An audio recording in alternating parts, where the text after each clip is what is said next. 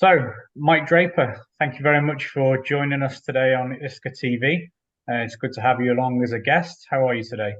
Hey, I'm well, Steve. Thank you for having me. I appreciate the opportunity and the invitation, and it's good to talk with you a little bit this morning. Yeah, excellent. Thank you. So, would you like to give us just a quick overview of your company, Expert Safety Services, and what it is that you do there, Mike?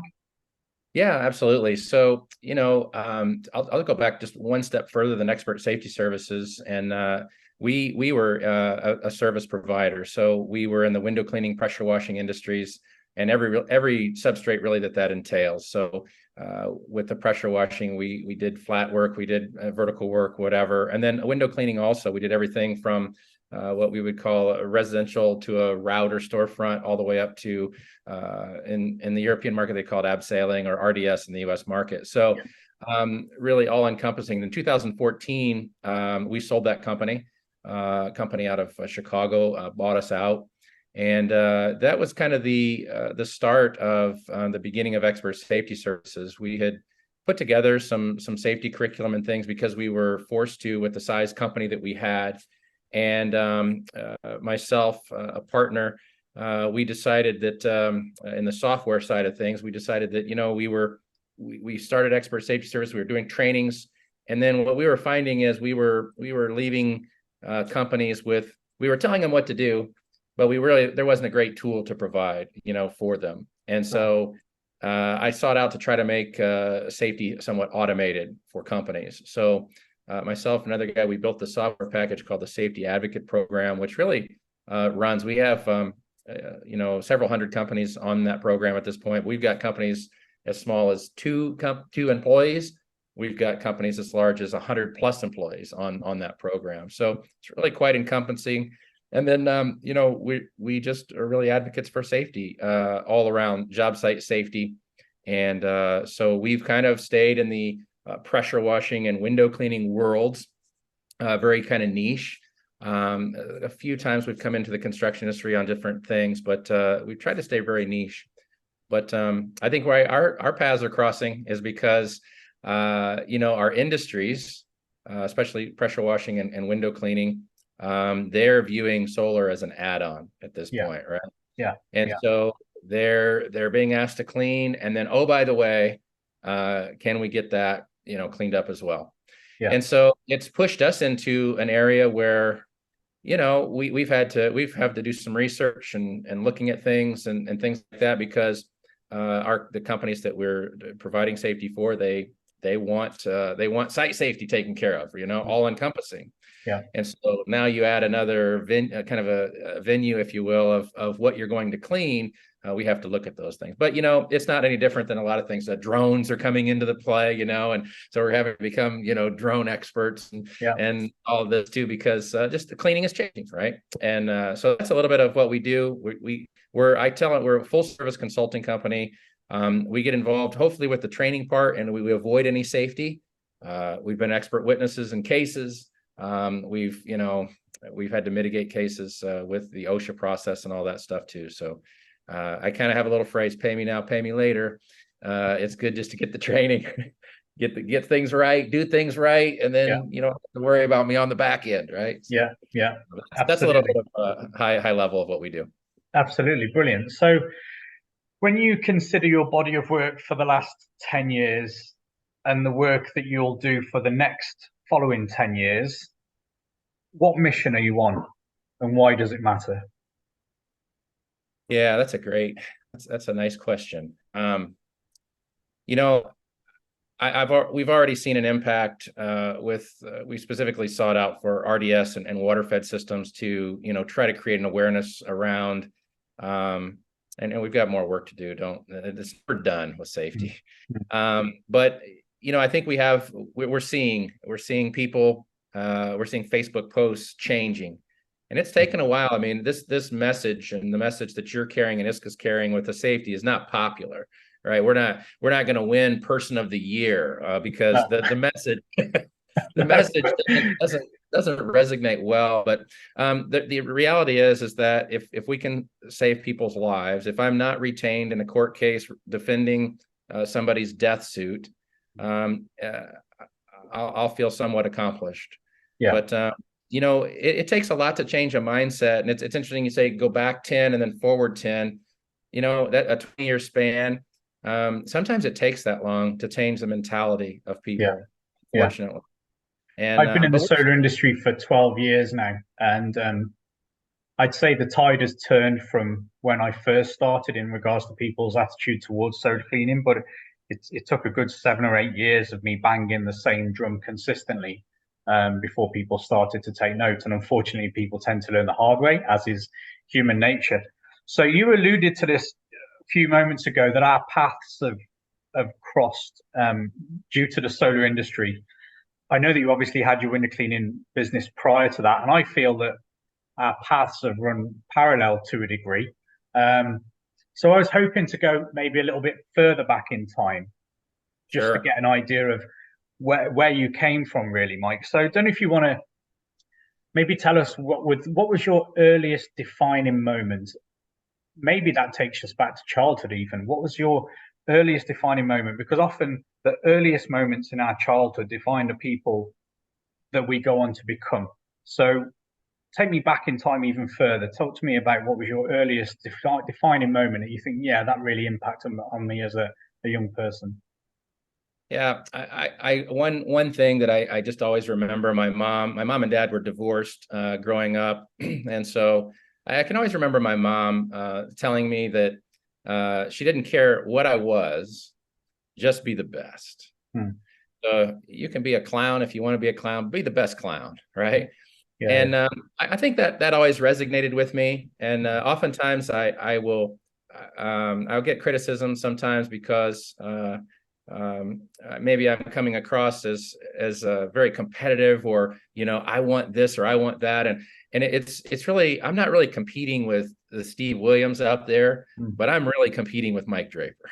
Yeah. Every single day, I'm trying to drive to really be the best, and so maybe for better or for worse, I really remember that saying, and we. Throughout life, I mean, I've always had an entrepreneurial kind of attitude. My dad never really understood that mentality. He always thought I should just get a job and just, settle in. He was a factory worker, and that's kind of what they did. And, they put in their time and got their pension, and that's the way. And I just never really was, I don't know why. And so, but I just, my mom didn't really drive that, and neither did my dad, but I just had this kind of inkling. So, I had some failures, I'll tell you. I got into some things, got into some real estate. We lost our shirt, even filed bankruptcy at one point in time, years and years ago. And that defined me, because at that point I was scared, right? I'm like, man, I failed. Yeah. And I had a guy, a business mentor, tell me, he says, if you look around, there are people that are successful in business, and he goes, they've had failures just like you. And so he says, the difference between them and you? And I said, no. And he said, the difference in them and you is that they view what they did as a failure. They don't view themselves as a failure. Yeah. And I remember that kind of defining me as well. That gave me the vigor to jump back into, what kind of was driving me from the inside. And it was shortly after that I started my window cleaning company in 2000. And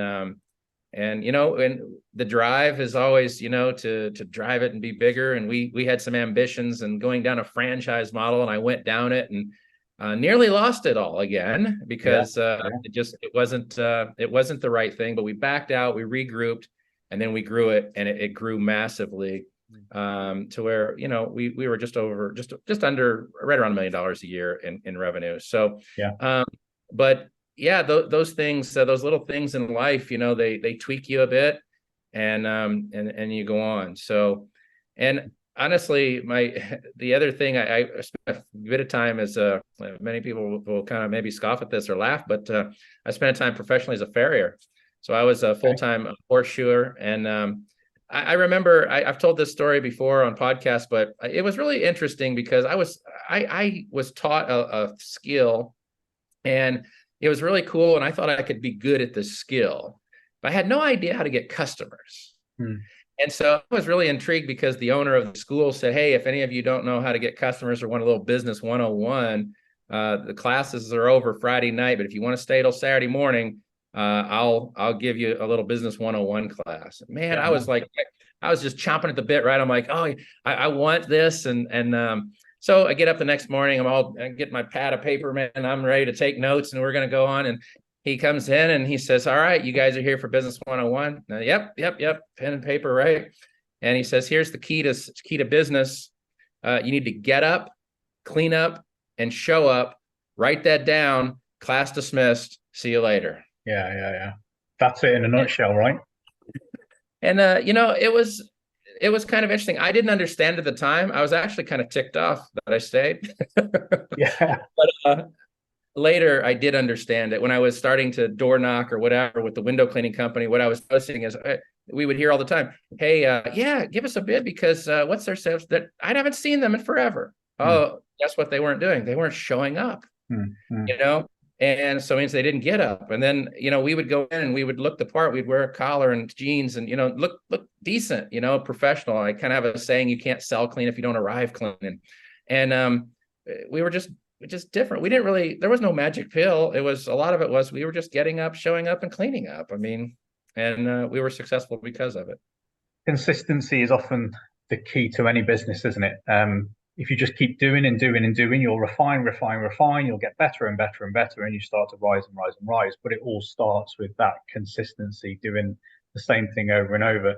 So the more I hear you talking, the more I think we're very parallel in our experiences. I mean, my parents were divorced when I was 9.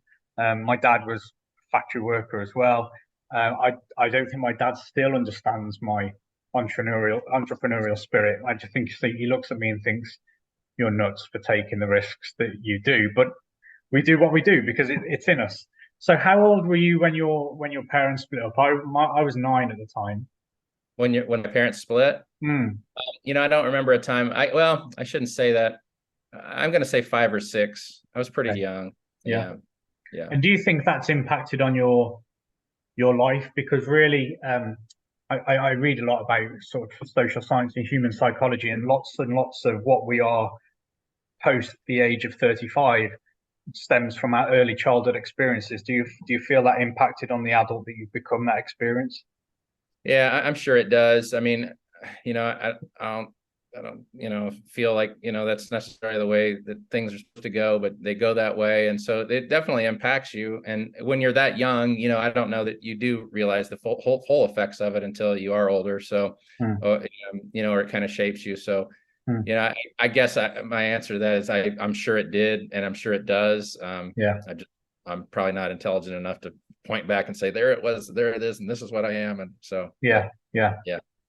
So often as entrepreneurs that have suffered trauma in the past, be that personal or business later on in life, there's two ways of looking at it. We're either being dragged towards something or we're running away from something else. So what do you feel you're doing? Are you running away from something or do you feel you're being dragged somewhere?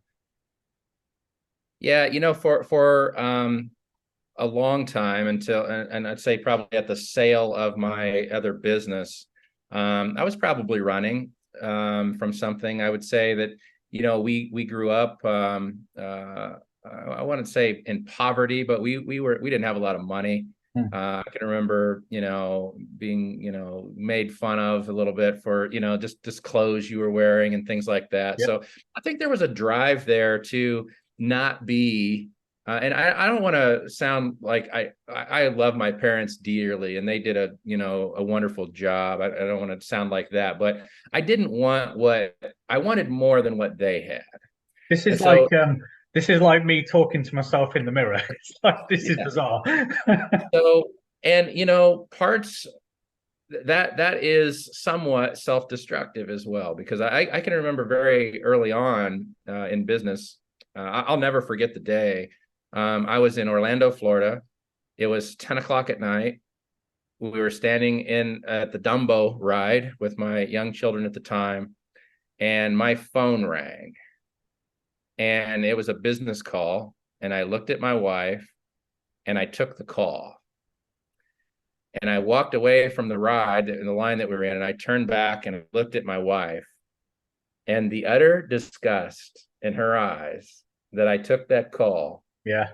was, I'll never forget it. Yeah. And so, yeah, but that the drive of trying to make it better and try to build it, and it's not easy. I always laugh at Facebook sometimes now on these social media. And it's like, oh, it's easy, and you do this, and you do this, and do this. Let me tell you something. There is nothing easy about building a business. No. And there's a certain grind that's going to take place no matter how many systems you have, no matter how many coaches you have, no matter what. There is a grind that's going to take place. Yeah. And the grind is difficult. And it was, I remember for me, it was, 7 days a week. I'm working on Sundays. I'm away from the family. And there were sacrifices made there. And so even that running away or trying to do something better sometimes met with, resistance, because it's like, you're trying to make it better. I just want you here.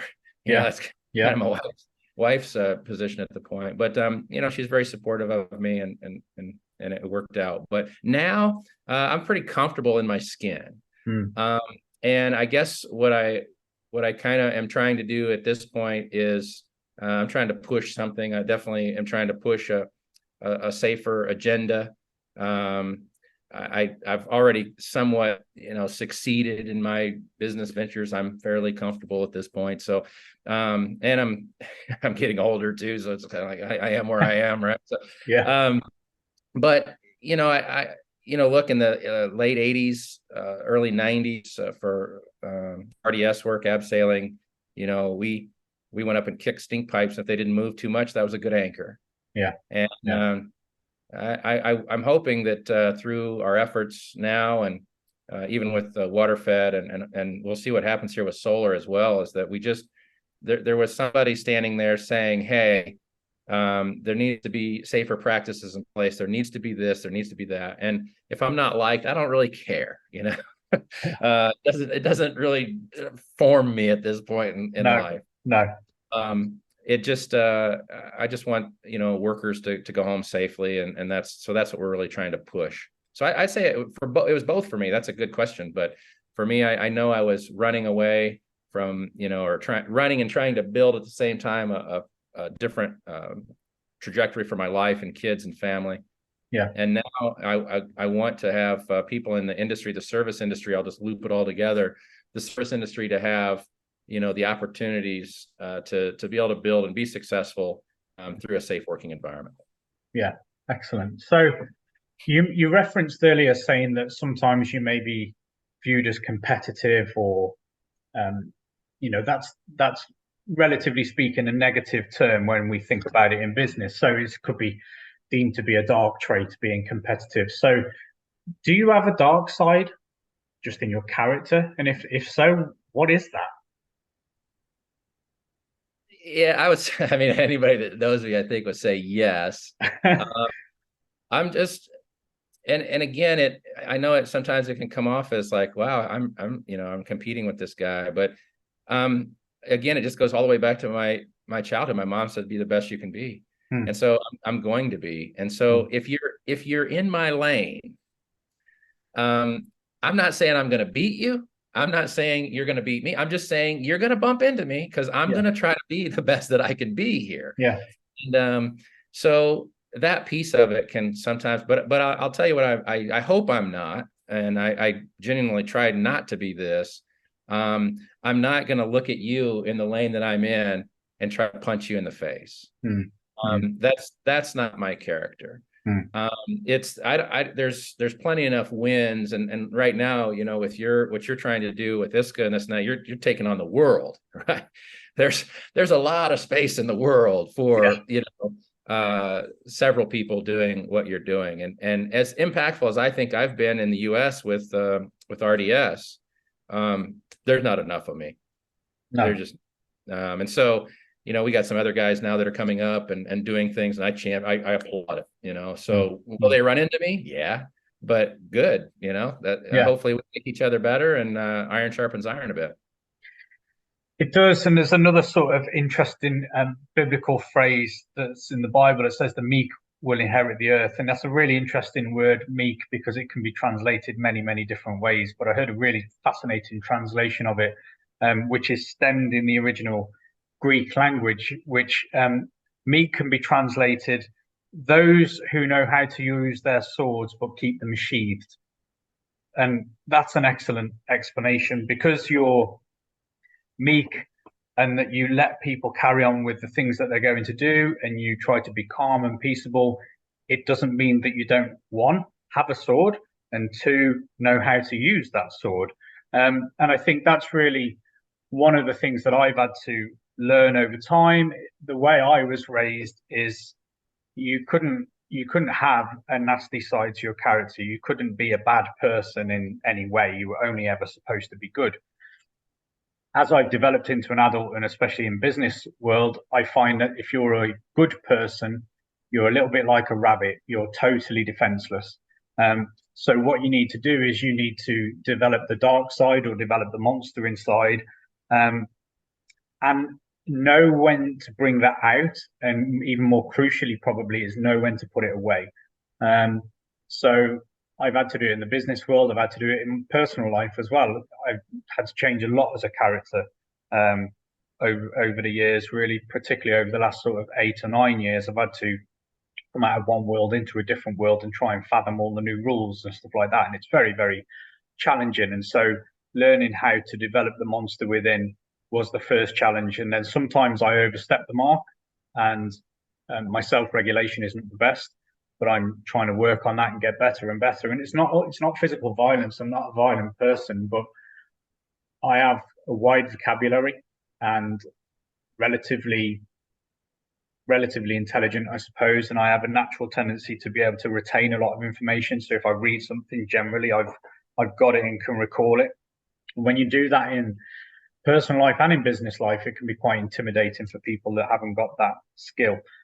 So it's, for me, realizing when to bring it out and when to put it away as well. And that's probably going to be an ongoing battle of mine for the rest of my life, maybe, because certain principles just are deeply ingrained within us, aren't they? So if you could go back to the year before you set up your first business, what piece of advice would you give yourself,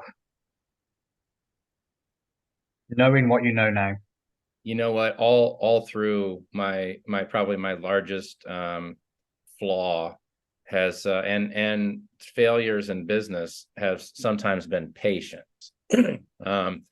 Because you have a tendency to want it now. And that can be a good thing. It'll I've taken risks where other people wouldn't, and I won at times. Yeah. But I've taken risks where other people told me I shouldn't, and I've lost at times. Yeah. So I definitely think my younger side was a lot less patient than I am today. I'm much more calculated now.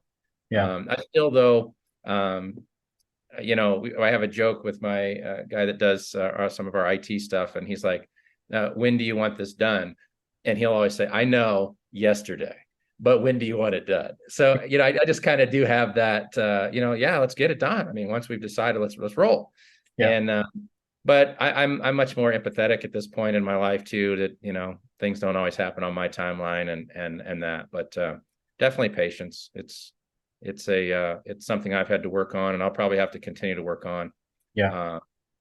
But sometimes you see the vision, and in your mind it's clear as day, and it's like, here it is. Let's just get this done. What is the holdup? And it's like, well, because you have to do this, and this. You can't have your vision right this second. Yeah. And so that sometimes has led me to be a bit frustrated and impatient. So. But as entrepreneurs, I think we're like that, because for us, when we've got the vision, it's so clear. Like when I have a vision, let's say ISCA, for instance, I've envisaged an organization that can improve global safety for solar panel cleaning. To me, the vision and the timeline and the path is so clear that I just think, yes, this is the way to go. And to see everyone else sort of dragging their heels a little bit, it does create frustration. And you're like, why can't we just get this done? Well, we can't get this done because there's procedural process, or to me, a load of it is red tape, and I detest it. But nonetheless, some people love red tape, and they want to lay out a load of hoops for you to jump through before you're allowed to go to the finish line. So yeah.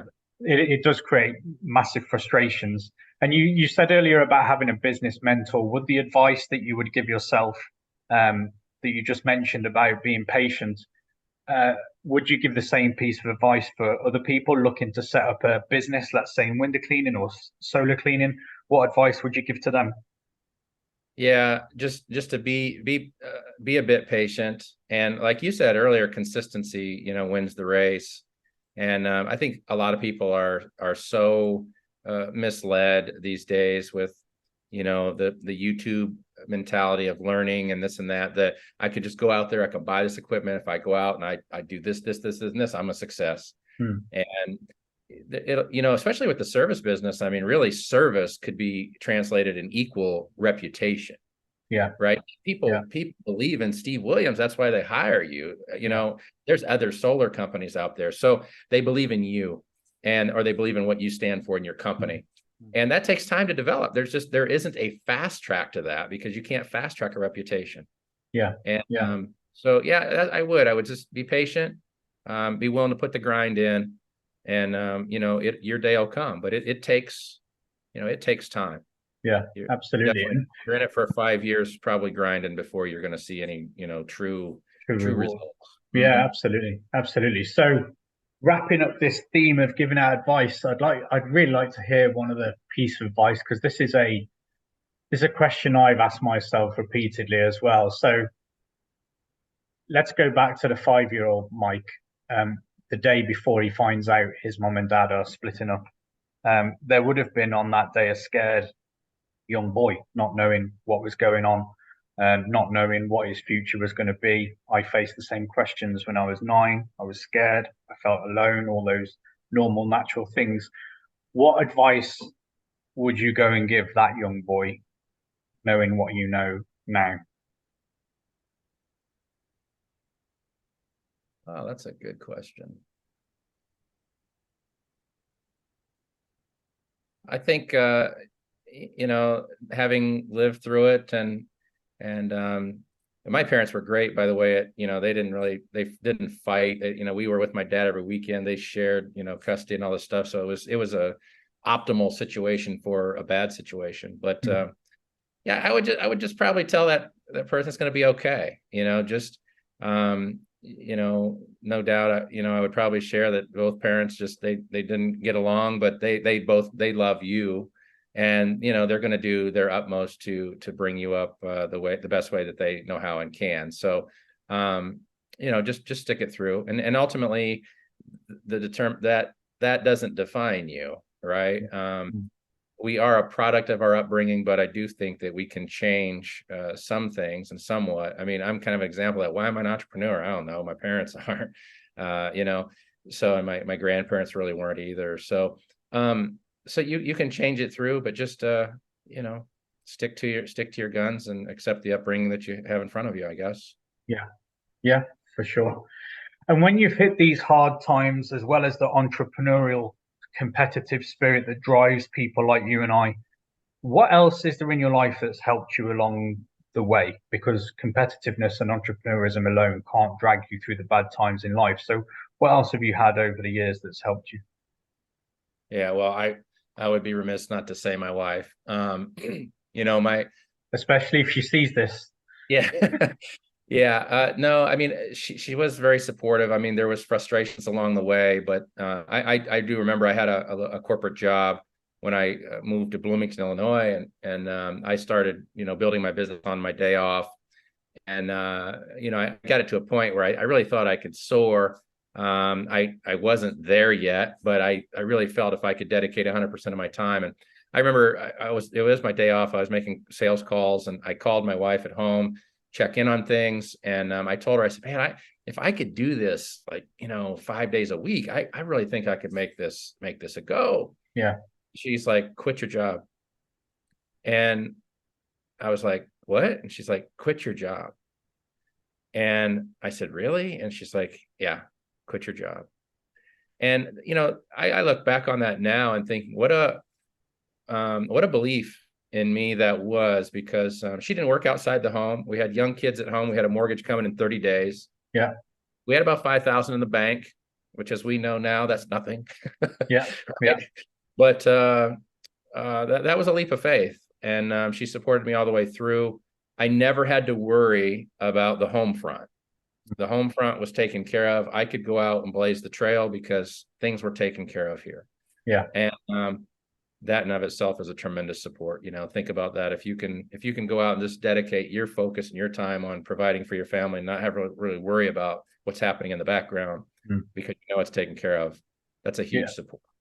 Yeah, for sure. I did a tour of Egypt with my dad a few years ago, an organized tour, and we went around many sites, major sites around Egypt. And Ramses II keeps cropping up as this key pivotal figure in the Egyptian history. And his wife is next to him or alongside of him or near him in the background somewhere. And there's one really poignant temple, which I can't remember the name of now, but he stands right at the front of it.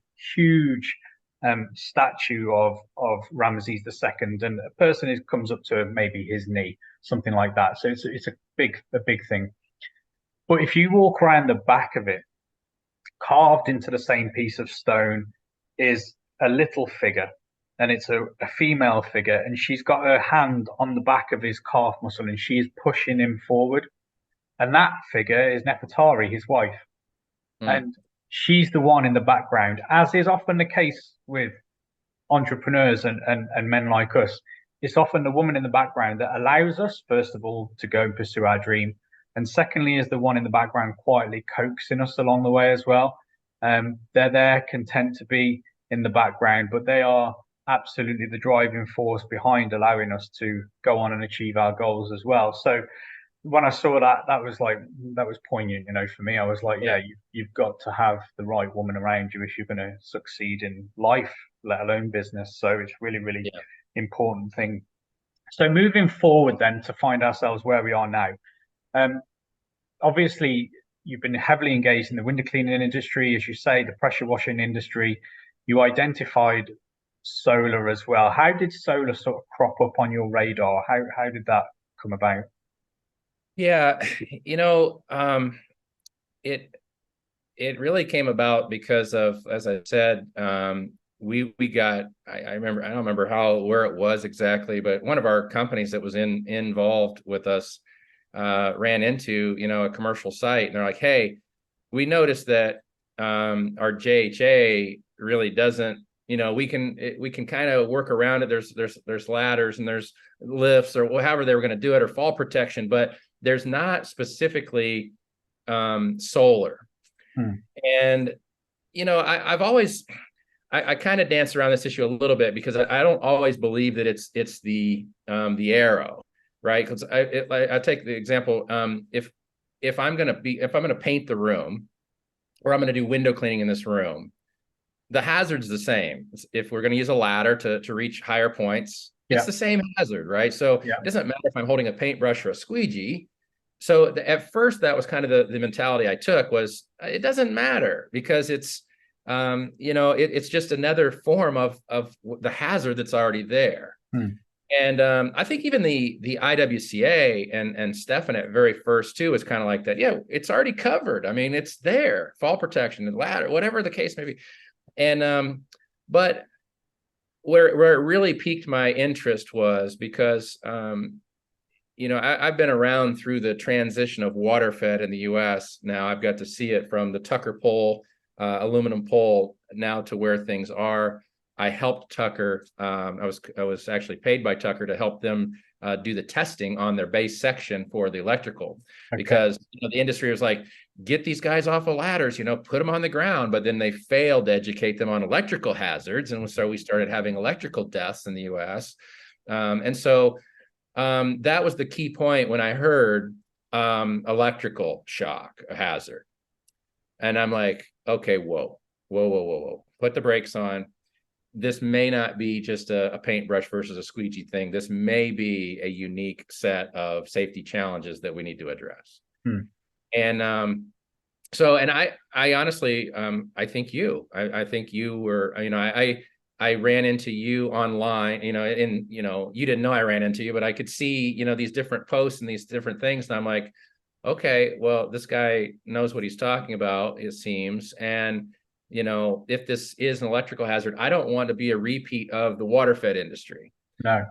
I've been involved with these deaths, and I know company owners that have had guys die. And so I'm like, well, whoa, we don't want to just turn these guys loose and say, just go out there and do it and not warn them about that electrical hazard. And so that one kind of haunted me a bit, because we didn't do a great job as an industry, informing people with the water fed poles. And I remember the same stupid stuff.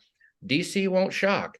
It transfers me back. Carbon fiber won't conduct electricity. Yeah. It's a nonsense. It's absolute nonsense. The same ignorance, and so that really got my attention at that point. I'm like, hey, I don't think this is. And so I talked to our team first. I'm like, we're gonna have to revamp that JHA. And as I got more involved in it and having conversations, and you and Kevin Hargis and Carla and everybody, I'm seeing, well, there's the potential that it seems like there's a kind of a movement, if you will, that these guys want to be their own industry, right? And so then it kind of intrigued me a little bit more, because I was like, well, wait a minute, if you're going to come in ground level and your aspirations are just to be solar, then you're going to need it all, right? You're going to need, and we had a couple companies join us on the advocate side that's what they're doing. That's exactly what they're doing. Yeah. And I'm like, okay, well, we're not quite equipped. We have the platform, but we're not really equipped to bring them completely along. And so then it caught my attention more, and it's like, okay, we've got to relook at some things we're doing. We've got to focus on just this piece of it. It's not just a squeegee paintbrush situation. And so let's move forward. Yeah. So a couple of points, just my thoughts on that. My first pole system was one of those aluminium tucker pole systems. My father-in-law, he imported one from America at great cost. When would that have been? Mid to late 90s. And everyone was like, "What, you're just going to clean windows with cold water? That is not going to work." RO vessels, DI vessels, we just didn't know about them over here. So everybody thought he was a bit weird, just going around cleaning windows with cold water. Of course, being the son-in-law at the time, I thought, well, I'll go out and I'll see how good this pure water system is. And I couldn't believe my eyes. It was amazing. And so in the early days in the UK over here, we didn't call them water-fed poles, we called them tucker poles, irrespective of brand. Every system was just a tucker pole system. But it took people years, to really cotton onto it. And I actually inherited his system as he got a different system with carbon fiber poles and things like that. So, well, glass fiber first, then carbon fiber. So yeah, I've seen the evolution of it from the UK standpoint as well. And then I made the switch, which is a story that I won't tell now. I've told it in other places, but made the switch into solar cleaning. And at first, maybe like other people, I thought it was transferable skill. Thought, well, I've already got a water-fed pole, that's glass, so maybe there's a chance that I can do this. But actually, I said no to my original solar cleaning customer 3 times over a 6-month period. They asked me 3 times, and I said no 3 times in 6 months. I'm not going to do it based on safety ground, because I'm spraying water onto an electricity creating device with a carbon pole in my hand, and I'm like, that just sounds wild to me. So I didn't. And then when they convinced me to go away and try and find somebody, because they were saying we can't find anybody, I was like, well, they've got to be typing the wrong thing into Google. So I said to them, I'll find you somebody. I'll find a solar cleaning company. I finished work that day at 1 p.m. early, went home, couldn't find anybody on the internet, just a few searches, couldn't find anybody locally. But it kept me awake that night. And in fact, instead of going out to work the following day, I sat on the internet trying to find these people a solar panel cleaning company in the UK, and there wasn't anybody, none. I was there for over 8 hours trying to find a company, and there wasn't anything in the UK. So I called a couple of companies in California and Spain and Germany, asked them my health and safety questions. All of them came back with the same blanket reply of, we hadn't thought of that. And that sort of shocked me. So I had to then self-educate about what a solar panel was, and can they electrocute me? The answer is yes, and I'm glad that I found that out. So all of these that set me off on a self-education program, which is a long drawn out tale, really. But what I've come to realize is that the window cleaning industry is not the solar cleaning industry. They don't overlap apart from one factor, which I'll come on to. So, to my mind, the window cleaning industry is here. The solar cleaning industry is here. They're individual growth industries. Now, they overlap in one tool and one tool only, which is the water-fed pole. So the water-fed pole, you can clean windows with a water-fed pole, or you can clean solar panels with a water-fed pole. But I often liken it to electricians. I'm an electrician. I own a set of screwdrivers that enables me to do lots of different jobs, and I use those every day. You're a plumber. You own a set of screwdrivers, and you use them on jobs every single day. But a plumber is not qualified to rewire a house. And that is a crucial, massive difference in my mind, is that the window cleaning industry is not the solar cleaning industry. Now, the crossover from one to the other is possible. That's how I made it into the industry. I crossed from one gradually over into another.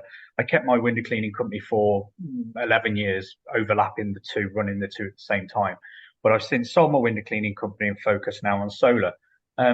It's a totally different industry.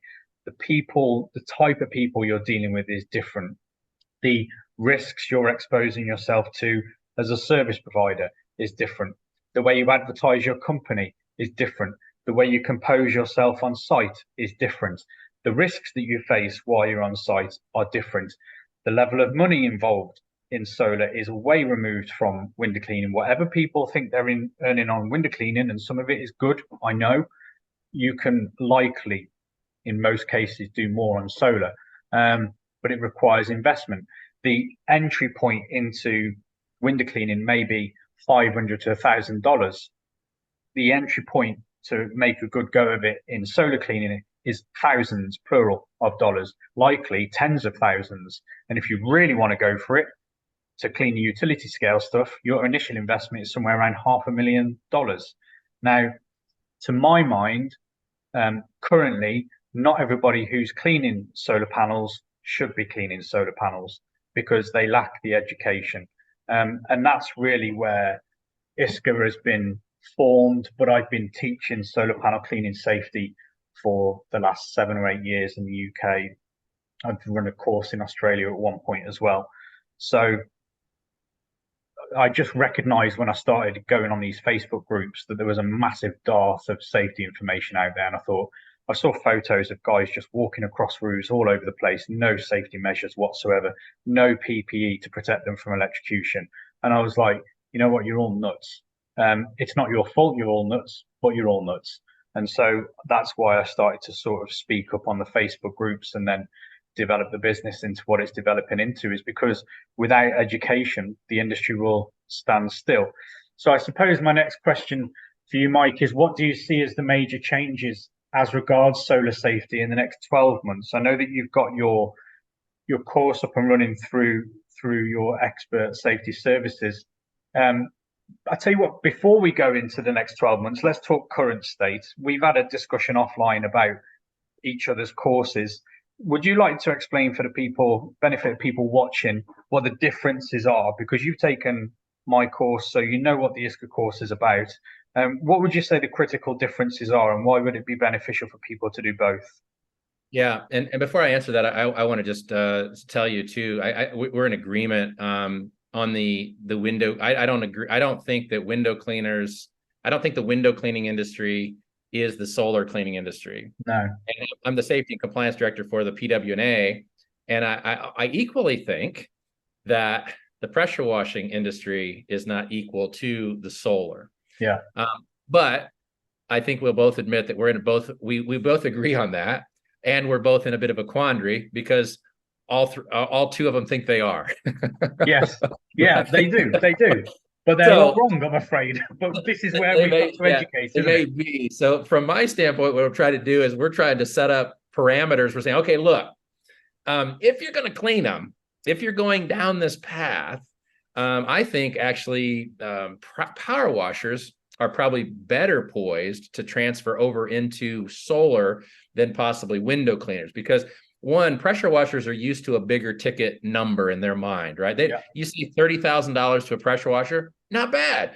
You say $30,000 to a window cleaner, they're like, oh my God. Yeah. Yeah. And they're used to carrying water, right? They're used to pumping water. They're used to flowing water. So I think there will be a number of pressure washers that move into what we would generically call an OM status, right? Yeah. I think they'll navigate to it. So what I'm trying to do is just put barriers up and say, hey, if you're going over this direction, here are the criteria that you must think about, right? Yeah. There are guidelines here. There's things you've got to be educated on. So yeah, that puts us into these classes. And so, yeah, I've taken yours. Thank you for, allowing me to, and that, and, I learned, I mean, and I'm going to be the first to go on record to say, I mean, nobody has to call me out on this because I'm not what I would call a professional solar cleaner. That's not what I do.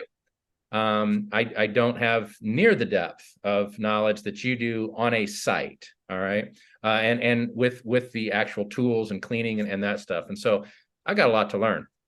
But I'm willing to put in the time, willing to learn it. I think where we came from our side was, again, customers are on these commercial roofs. We get asked to do their site safety analysis, and we get, the fall protection inspections and all this stuff. And they're like, hey, we're going to clean that. It's like, okay, well, we've got to think about some things here. So our approach to our class was, if we're looking at a site, all right, a solar site, and that could be on a commercial building, a residential building, and out on a field, a utility scale field. What are the things that I need to be aware of? And really it's prepping them for what I always do. I do this even with any of the classes that we put together, is we'll put the class together, the training together, and then we're going to write the JHA to that training. Yeah. So a person that's been through the training knows how to put a JHA together on the site, right? And so that was really the premise for what we did on ours. So ours is very much site safety. It's recognizing and looking at something and recognizing a hazard. All right. And saying, hey, there's electrical hazard here. Hey, there's a fall protection hazard here. Hey, there's, a rattlesnake hazard in Arizona, whatever the case may be, but it's hazard recognition. Yeah. When I took yours, you mentioned the two big ones, right? And I call them the big two, right? It's electrocution and fall protection. Those are the big elephants in the room. They're what are the big ones. But you also go into a little further depth of where I learned a lot was, looking at panels and seeing, okay, this is hail damage, this is delamination, and this is this, and that was very, very helpful. So I think, in my opinion anyway, others can argue with me, of course, but I feel like they're very complementary. I said in another podcast, if you ever think that you're going to take one safety course and be some sort of guru, you're wrong. Yeah. You should take all that you can, whatever. I don't even know what the price of yours is, but it doesn't matter. If you're going to go in this business, then you better learn all you can about it. If you're going to be professional and that's going to be your trade. I've taken a lot of class. I mean, in waterfed, I mean, I feel like I've kind of been around the block on waterfed. I've wrote waterfed programs. I've been involved with waterfed forever, but I just took the one out of the UK that just come out. It's a IOSH approved class. Michael, I can't remember his last name right off the top of my head, but anyway, I took it. And there was things to be learned. There always is. I mean, the day that you stop learning is the day that I think you're dead. So I think the classes complement. I think they're. I'm just not really the type of person ever to say take mine and not his. No. And then also we've kind of I'm not saying I'm not going to, but at least to right now, we haven't put it out to the masses like you have. It's been a feature of our advocate program. So you have to be in the advocate program to even get access right now to our solar safety class. Yeah. I will say, as we go on, and like I said, I've got these two clients that are only solar, and so we're kind of catering to them right now. and doing R&D and expense on the software side to try to set up just a specific solar deal. A lot of it transfers over, but there are critical pieces that have to be developed. Like a person may want they want a JHA specifically for solar. That's all I'm doing. Yeah. And that we're going to have to change. So, but that's the difference in the two. I think ours is, more site safety. You definitely bring more of a cleaner mentality to the class. I don't disagree with anything in your class.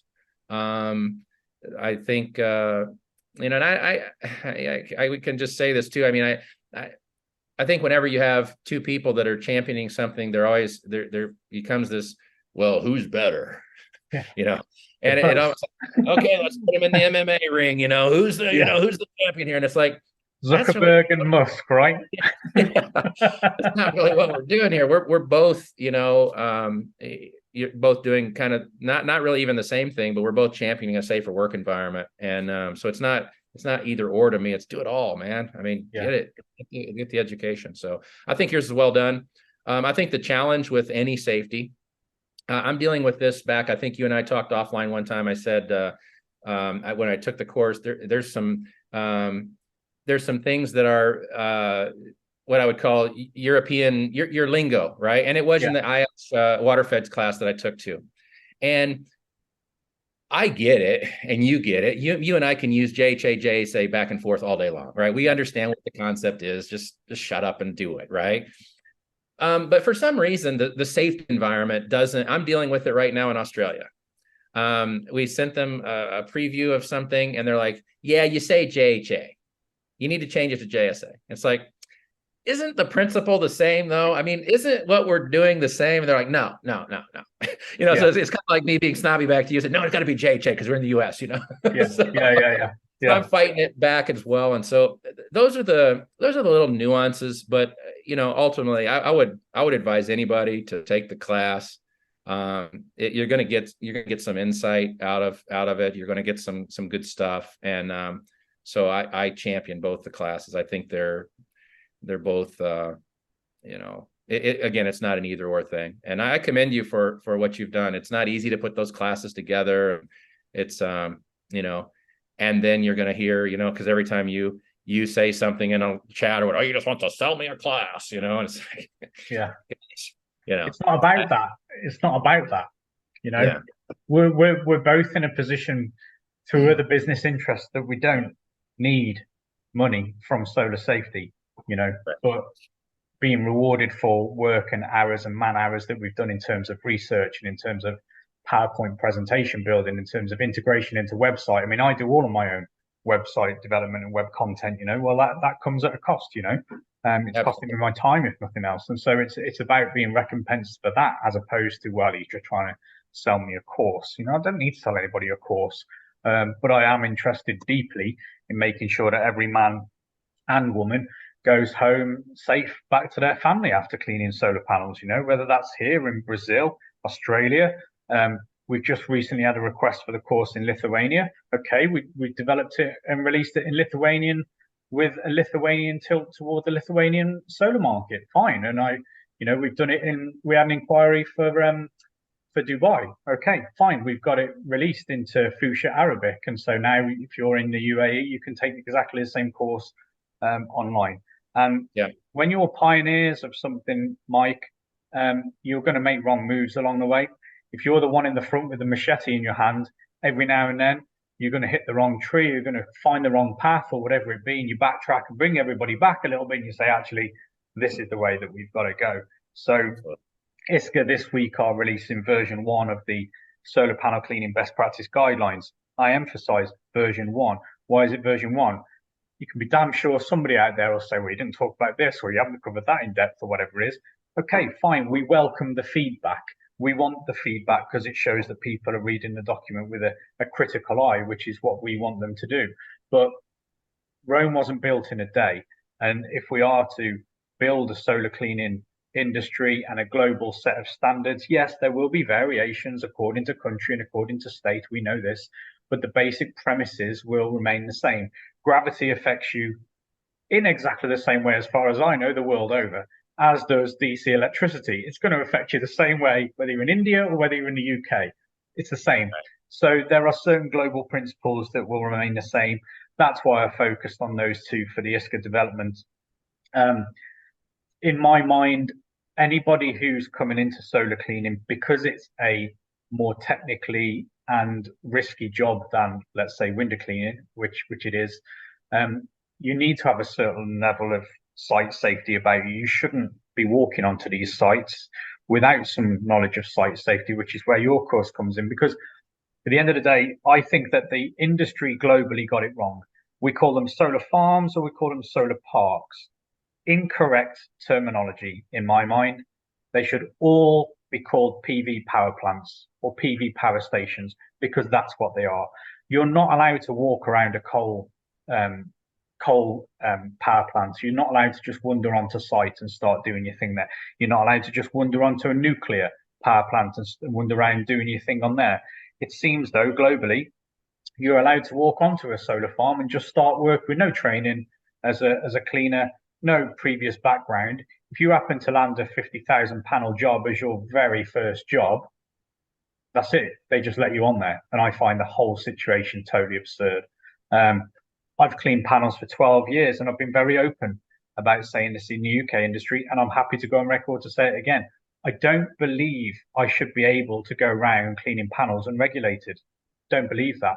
I should have to pass some sort of competency qualification in order to do that. Now, there isn't anything, so I can't pass anything. But that's, again, where ISCA comes in, is because I genuinely do believe I should not be able to go out tomorrow and clean panels, even though I've been doing it for 12 years unregulated. It just shouldn't be right. You think about solar installers. If you're in any country, you have your electrical qualifications and then you have an add-on, which is your solar installation qualification. You have to pass an extra qualification in order to go out fitting solar panels. Now, 95% of a solar installer's work is done when the system is off. It's off. Installation of rail, it's off.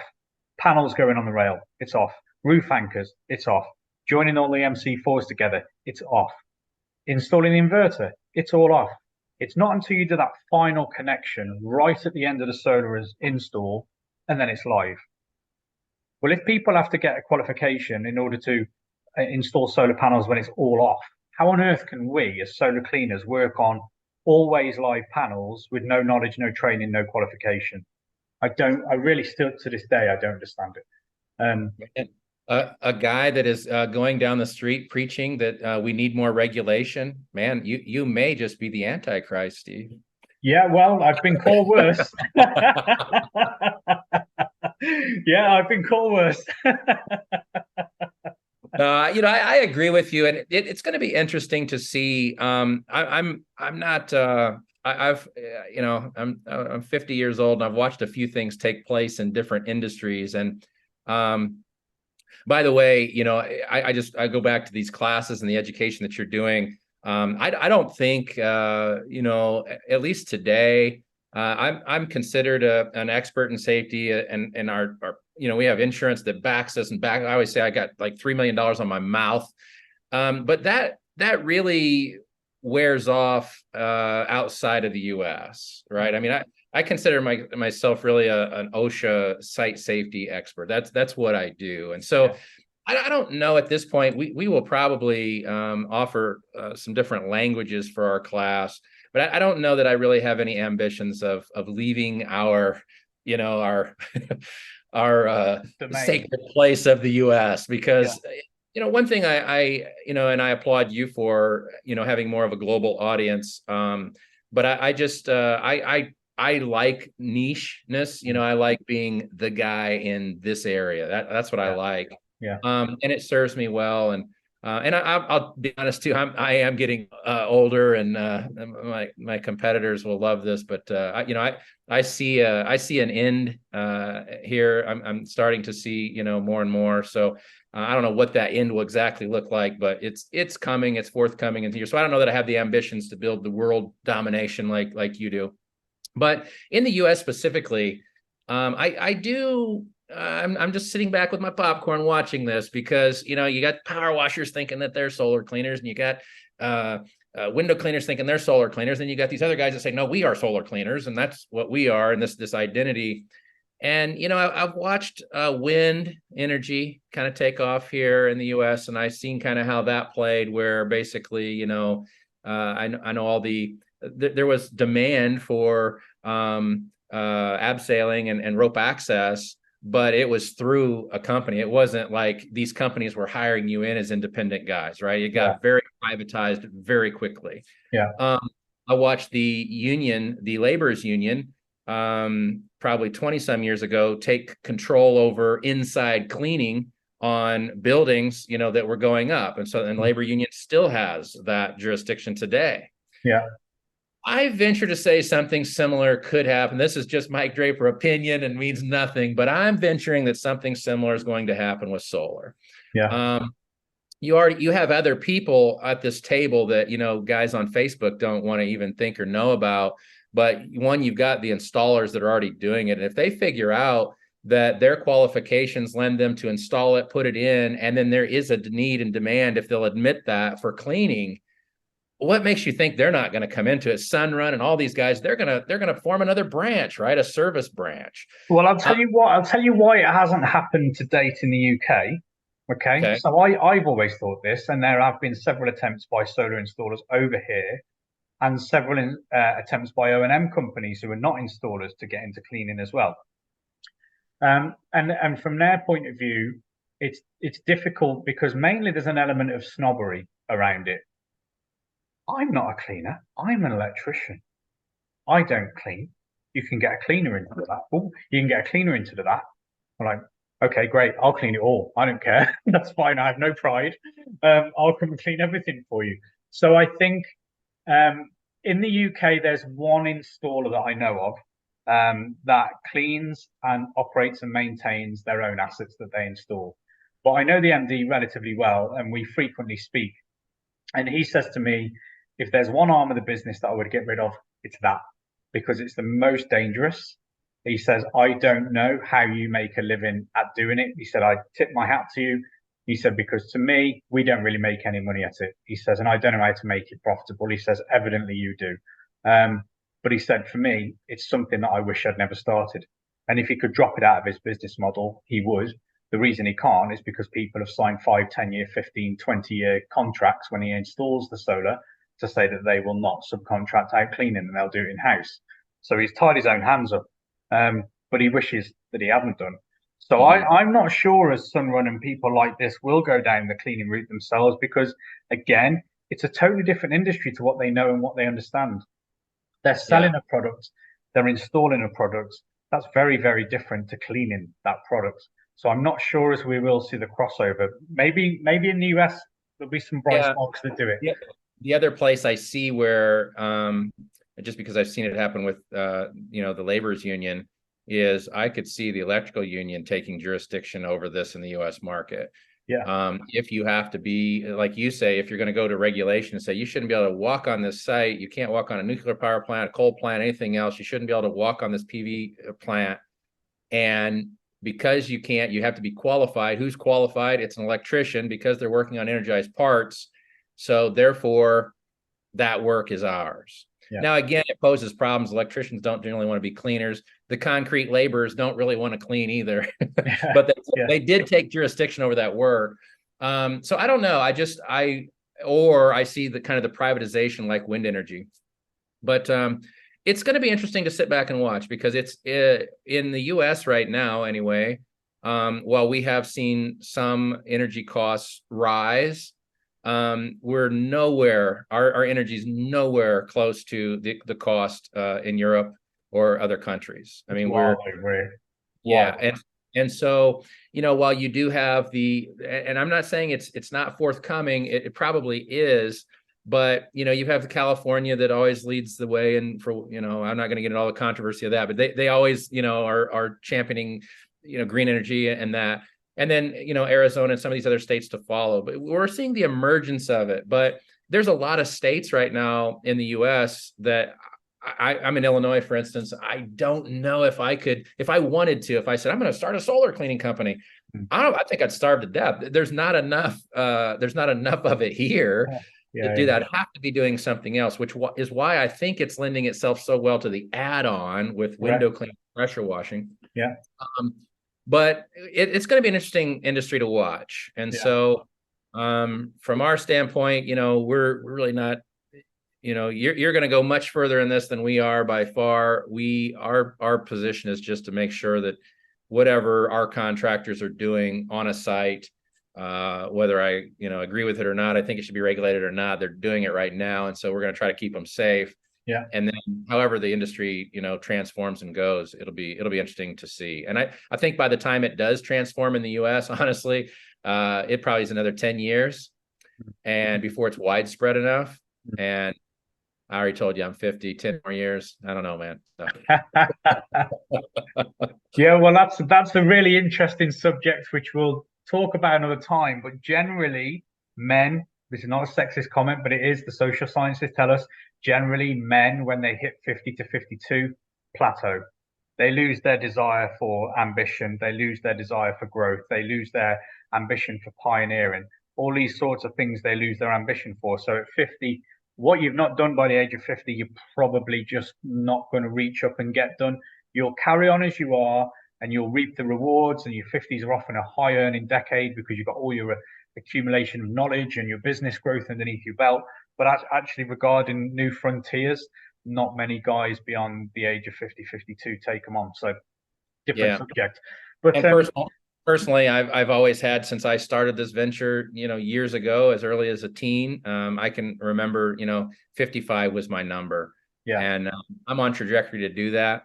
Yeah. And so, I mean, I'm not saying I'm going to just, right off into the sunset. I'll probably always have a little something going. Yeah, same as me. Yeah. Yeah, I don't know if I'm going to just be blazing the trail as much. So no. I got another good 5 years in me, and we'll see where it goes. I got 7 left. Okay. My number's 50. My number's 50. Okay. So one last question then, before we wrap everything up. You probably don't know this, but I'm going to see you in Vegas in a few weeks. So you're going to the show, and I've only decided, like, in the last 48 hours or so, that I'm going to go. So I'll see you in Vegas. We'll drink some beer and have a good in-depth chat when we're over there. We've obviously got the ISCA convention coming up in sort of fall 24. We think it's going to be early November. That's the sort of dates that we're looking at. We're only talking to venues in this San Diego area as well. So what do you think the next 12, let's extend it to 15 months, let's extend it out to convention. What do you think the industry is going to need from people like us in between now and the convention? What do you think we need to be planning for? How will the industry change? Yeah, well, I tell you what I would love to see, and I'm glad that you and I had the opportunity to talk and kind of nip a couple things in the bud so far as the factioning, because what the industry doesn't need is it's a very young industry, and we're also in an industry that there are other powers to be out there, and so we're gonna try to carve our way, but yet we're gonna get pushed around a bit too, because and I'm speaking specifically in the U.S. market with the unions, the installers, there's a whole political front behind all this too in the U.S. So I'm just hoping that we can stay on point, because I'll tell you, the best chance we have of bringing everything together as an industry is to stay united. If the industry becomes factioned, I've watched some other industries become factioned, and they lose a lot of clout so far as, together they could have accomplished so much, but egos and attitudes and basically took over versus the common goal of really trying to thwart it through. So I'm hoping that doesn't happen with this industry. I'm hoping that there can be a kind of a focus. If ISCA, and I'm not against it at all. I'm just saying, if ISCA is that thwarting thing, I'm hoping that many can get involved. And I think that the conference is going to be a good way to bring guys together. You and I have lived long enough too. I'm a realist, and I know human behavior. Yeah. And I know specifically when you start getting involved in associations and stuff like this, everybody wants to be the president. And it's okay not to be the president. Yeah. I took some advice from a guy one time, and this is really it was so me. I was sitting at a conference, pressure washing conference, and I can't recall the guy's name, but in the U.S. there's a guy that was responsible for the campaigning of several presidencies, and he was interviewed one time, and they said, "Why don't you become president?" And they go, "You obviously know how to get them in office or whatever." And he says, "No, no, no, no, no, no. I don't want to be king. I want to be a kingmaker." Yeah. And so, I've really tried to kind of think about that myself. I don't. I'll sit on different committees. I'm really not interested in the board positions. I'm not interested in the presidency. I'm not interested in any of that. But I like to help, guide and direct the different things. So I'm hoping that it stays together. I hope it unites. I'm cautiously optimistic about that, right? Yeah. But I'm hoping that you can, it's going to be you. It's not going to be me. I'm not interested in that. I'm interested in helping the industry from a safety standpoint. I'm interested in helping, guiding, and direct from that positioning. And if it's you that wants to be king, I'll help you be king. But I just that's not really, it's not me. That's not what I'm going to do. So I'm here championing. I'm going to support you. I've told you offline that I'll champion, I'll support, I'll help sponsor, I'll help try to navigate the waters. Specifically, you can consider us an ally here in the U.S. and we'll try to do the best we can to keep this thing going and that. So No, that's great, and I appreciate the support. And I just want to jump in on that point about position. It's not. It's for me. It's not position. You've only got to spend half hour around me talking about solar panels with a beer in my hand, and you'll see it's all passion. For me, it's not about presidents or profits. It's about passion, and I feel deeply passionate about. I call it my industry because that's in my heart. What I feel it is. I feel it's my industry. That's not to say I'm the head and tail of it all, but there's fewer people more passionate about solar cleaning than I. And I've tried to educate myself all over the world. Literally, I've traveled all sorts of different places to try and learn and try and clean and find out what the different environments are like. And I don't care about being president whatsoever. I don't care about being profitable either. But for me, it's about passion. And if I can share my passion and get enough people on board with the concept, Simon Sinek talks about infinite games versus finite games.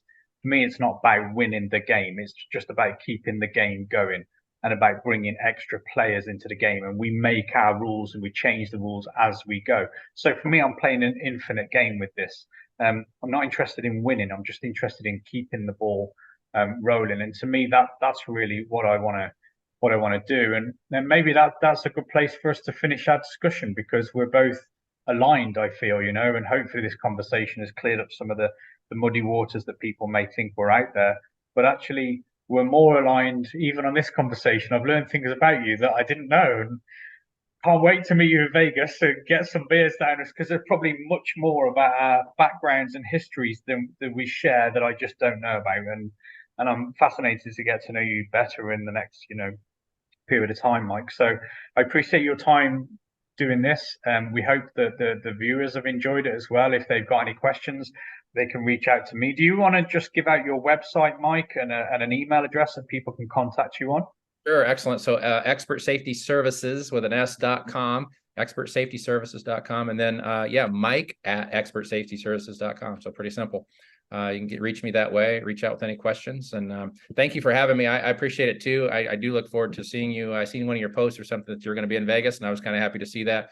I'm out there on an educational tour. So I've got a couple meetings and just really just trying to educate. And I'm sure I'll learn a ton from you while we're there as well. And I'll look forward to we only briefly touched base a little bit at the IWCA convention a couple years ago now, and or it was maybe last year. But anyway, I really regret not having a chance to more time. I was running around the chicken with the head cut off, the whole thing. And then I seen you at the very end. I'm like, hey, Steve Williams, we should have talked. Yes, yes, I remember. But that, and then everything else has been impersonal on Zoom and in certain committee meetings and stuff like that. And so I really welcome that time. It'll be nice, I think. Well, I'll be in Vegas for 2 weeks, so there'll be plenty of time. So we'll definitely make some time. We'll meet up then. But thank you again, Mike, for your time. Thank you to our listeners for listening and watching as well. And we look forward to seeing you all on the next episode. Thanks again, Mike.